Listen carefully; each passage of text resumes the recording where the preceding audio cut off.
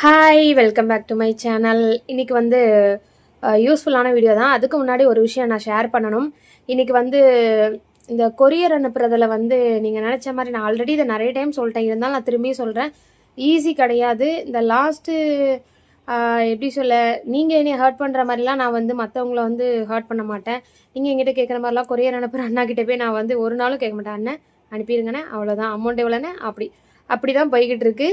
நான் last 1 week அனுப்புனதுக்கு அந்த அண்ணன் ட்ராக்கிங் நம்பர் எனக்கு அனுப்பவே இல்லை. நேற்று கேட்டதுக்கப்புறம் நேற்று பாதியாக இன்றைக்கி பாதியாக அனுப்பி விட்டாங்க.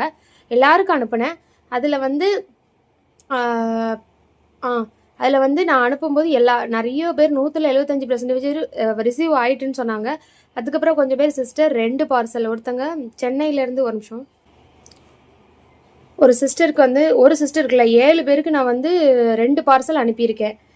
ரொம்ப கன்ஃபியூசனில் இப்போ வந்து ஸ்க்ரீன்ஷாட் ஆர்டர் வர நான் நம்பர் சேவ் பண்ணிவிட்டு ஊர் பேரும் அவங்க நேமும் போட்டு சேவ் பண்ணிவிட்டு ஸ்க்ரீன்ஷாட் எடுத்துகிட்டு ஆர்டர் எடுக்கிறேன்னா, கொரியர் அனுப்பும்போது அந்த ஸ்க்ரீன்ஷாட்டை பார்த்து அவங்க வாட்ஸ்அப் ஸ்டேட்டஸ் வாட்ஸ்அப்புக்குள்ளே போயிட்டு அவங்க என்ன ஆர்டர் போட்டிருக்காங்கன்னு பார்த்து அனுப்புகிறேன். அதுக்கு இடையில சிஸ்டர் எனக்கு ரொம்ப நாள் ஆகிட்டு வரலன்னு கேட்பாங்கல்ல, அவங்க கேட்கும்போது அதுலேயும் ஒரு அனுப்பிடுதேன். அதுக்கப்புறம் ஸ்க்ரீன்ஷாட் லைன் படி வர போய் அப்படியே அனுப்பிட்டேன். 7 பேருக்கு அப்படி போயிட்டு 2 பேர் இன்றைக்கி சொல்லியிருக்காங்க எனக்கு 2 பார்சல் சிஸ்டர் அப்படின்னு. ஒருத்தங்க ரொம்ப ஃபீல் பண்ணி பேசினாங்க. அவங்க என்கிட்ட ஆர்டர் போட்ட நேம் வந்து ராஜேஷ்குமார், சென்னை அப்படின்னு. அவங்க பேசினது வந்து அந்த சிஸ்டர் தான் பேசினாங்க.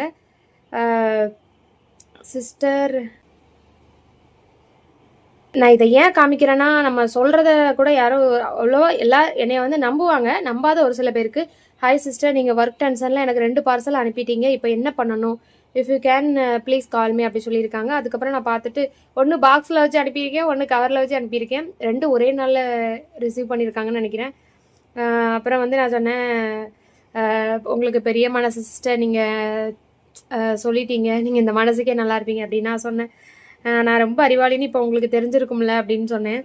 அதுக்கு யானைக்கும் அடி சிறக்கும், don't worry, sometimes it happen அப்படின்னு சொல்லியிருக்காங்க. அப்புறம் எனக்கு ஒரே ஒரு விஷயந்தான் சிஸ்டர் கஷ்டமாக இருக்குது, இந்த மாதிரி நீங்கள் எத்தனை பேருக்கு அனுப்பியிருப்பீங்க அப்படின்னு சொல்லி வருத்தப்பட்டு பேசினாங்க.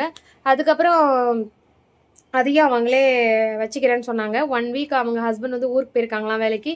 அவங்க வந்ததுக்கப்புறம் அதுக்குள்ளே நான் வந்து அவங்களுக்கு நைட் க்ரீமு கிளென்சிங் மில்க் வாங்கியிருக்காங்க. 2 நைட் க்ரீமு கிளென்சிங் மில்க்கு. எனக்கு அவங்க வரதுக்கு 1 வீக் ஆகிரும். அவங்க வரதுக்குள்ளே நான் யூஸ் பண்ணி எனக்கு ரிசல்ட் இருந்துச்சுன்னா நான் அதையும் நானே வச்சுக்கிறேன் சிஸ்டர், உங்களுக்கு பேமெண்ட் அனுப்பிடுறேன் 1 வீக் கழிச்சு அப்படின்னு சொல்லியிருக்காங்க. சரி சிஸ்டர் நான் சொல்லிட்டேன். அப்புறம் இன்னொருத்தவங்களும் சொல்லிட்டாங்க, நீங்கள் 2 டைமாக அனுப்பியிருக்கீங்க அப்படின்னு. இந்த மாதிரி எனக்கு தெரிஞ்சு 7 பேருக்கு அனுப்பியிருக்கேன். எதுக்கு இதை சொல்ல வந்தேன்னா, ஒரு சிஸ்டர் வந்து சென்னையிலேருந்து ஸ்ரீ விஜி அப்படிங்கிற சிஸ்டர் வந்து